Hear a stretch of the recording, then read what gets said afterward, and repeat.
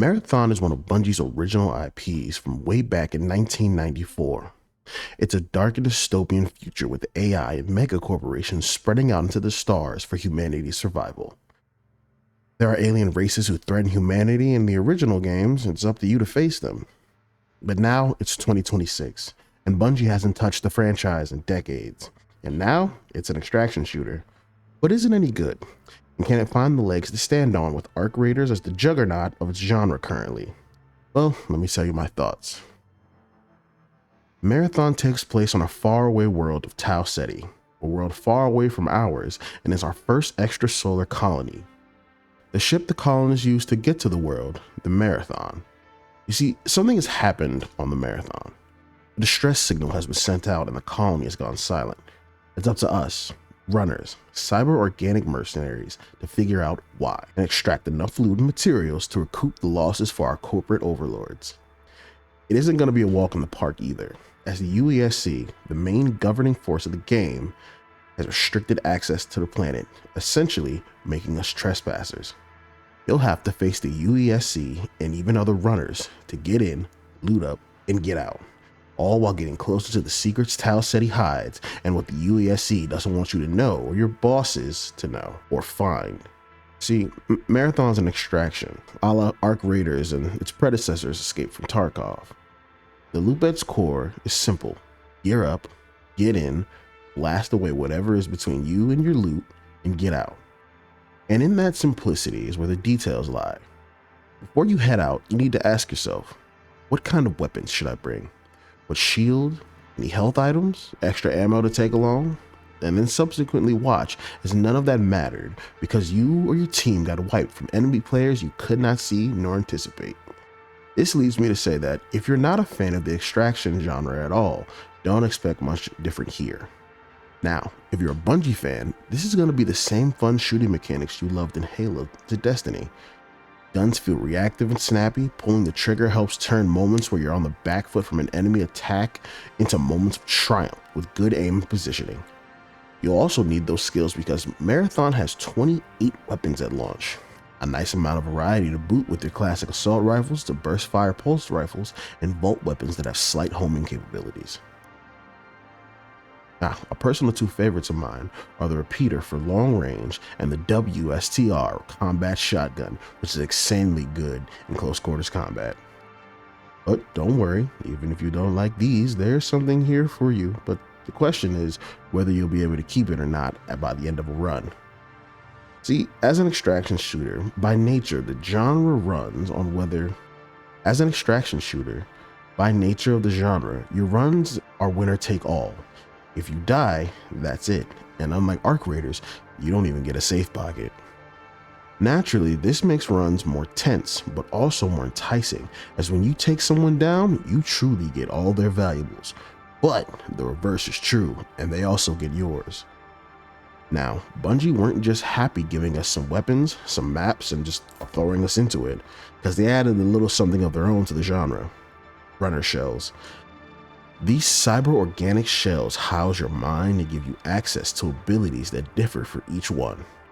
A personal favorite of mine being the Destroyer.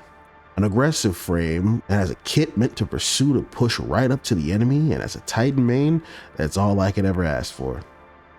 There's also the Assassin, a stealthy shell who has access to smoke bombs and crazy invisibility that allows him to slip by UESC and enemy runners alike for a silent strike.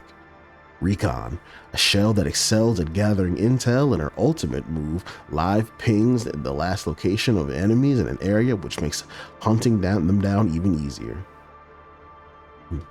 And everyone loves a good support player like Triage, whose drones passively heal and buff teammates, and whose prime ability can easily and quickly res down teammates in a problematic situation. Some of you may think that these abilities could be a tad unbalanced. Well, don't worry, because Bungie has given us a decent amount of balance and weaknesses across the playing field. Example, do you think the Assassin's invisibility is too good? Well, there are at least 3 shells that have the ability to see him and ping his location. The Destroyer shell, for all its team pushing capabilities, burns stamina very quickly, and he seems to be the slowest shell out of the entire group. Hell, the Thief's kit doesn't even really have any abilities that make it useful for active combat. It's primarily just a looting shell. These things come to play in the firefights because not only do you have to worry and rely on your gunplay, but you also have to take into consideration runner shelf skills. It adds another layer to the firefight. But don't think shells of your enemies are your only real threat, because the UESC will quickly put an end to those delusions if you aren't careful. The UESC's AI is aggressive and will relentlessly pursue you, forcing you to think wisely before attacking them or end up another casualty for Tau Ceti. Now, even though the UESC doesn't want you there, that doesn't mean other forces at play don't. In Marathon, you have 6 factions to choose from, with a range of personality and wants. Starting with Cyber Acne, your introductory faction. They supply you with your most basic needs as you level up with them. New Caloric is an agricultural faction who supply food and housing on Tau Ceti, and if you're lucky, you may find one of their famous liquid cheeseburgers. Next is your corporate overlord Traxxas, the wealthiest corporation in human history. Following them is the anarchist group Mida, who seek to burn the grip the UESC has on humanity, and believe Tau Ceti is the perfect staging point for that. Then, Arachne, a seemingly religious group who believe runner-on-runner violence will ascend them. Lastly, Sekiguchi Genetics, the ones responsible for the very shells we inhabit and control. As you play, you'll do contracts for them, allowing you to get gear, faction reputation, and continue the story into what happened to the colony of this world. Now, let's talk about visuals, because I've noticed that seems to be of a contentious point for Marathon. I'll say it right now. I really like the visuals of Marathon. In a world where every other game is a hyper-realistic shooter, I can't scream from the rooftops more for Marathon's art direction. The design of Marathon is like Cyberpunk, but instead of clashing with cybernetics in a human form, it's as if the corporations won and everything is sterile and plastic. But because something went wrong in the colony, the bright plastic and neon belies shadows and sinister enemies lurking around the corners and hallways of the colony. This makes each area visually enticing but never truly safe feeling. Like the second map, Dire Marsh, a lush swamp filled with colorful buildings, but at its center, an anomaly, shattering the ground, suspending vehicle and debris in the air. These kind of backdrops are prevalent in the game, making an interesting contrast. Sound is a treat as well. UESC robots' heavy footsteps echo throughout the buildings. The lighter robots at times can sound like enemy runners if you aren't paying attention. Sounds of accumulating and discharging energy during lightning storms. Alarms are loud and jarring, alerting not just UESC, but other players around you. Guns sound great as well. The Magnum pistol just sounds great. The perfect combo of a punchy pop with a responsive boom, if that makes sense. Shotguns, on the other hand, deliver an explosive sound that make an enemy player think twice about coming around the corner in close quarters combat. But not everything can be good. I do see quite a bit of bad, actually. First off, the first noticeable thing is that the UI is ass in a handbasket. It's just menus buried in menus, and it's really unintuitive. This makes early onboarding for new players strange because you have to spend a solid 30 minutes getting used to it. Now, eventually, I figured it out completely, but that doesn't mean everyone else in the same amount of time will, or even at all for that matter.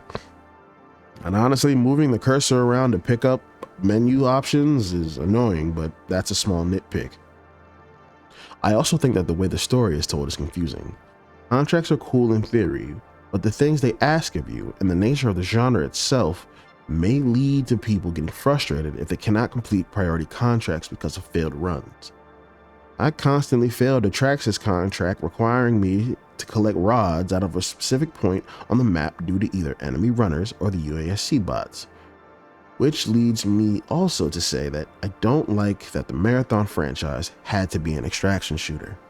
I'm not complaining with what we got. It's good, but when you read the lore and understand the depth of the world Bungie has created, it makes you want to fully immerse yourself into it and not just in 25-minute bursts.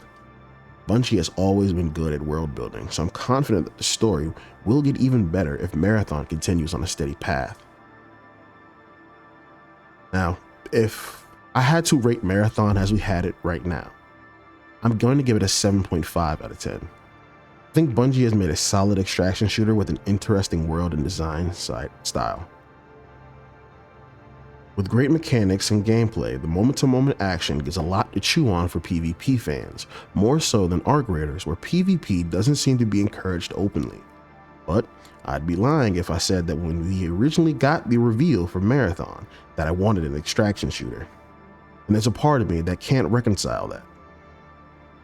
Now, as far as which game is better, Arc Raiders or Marathon, my stance is more of a holy shit 2 cakes deal.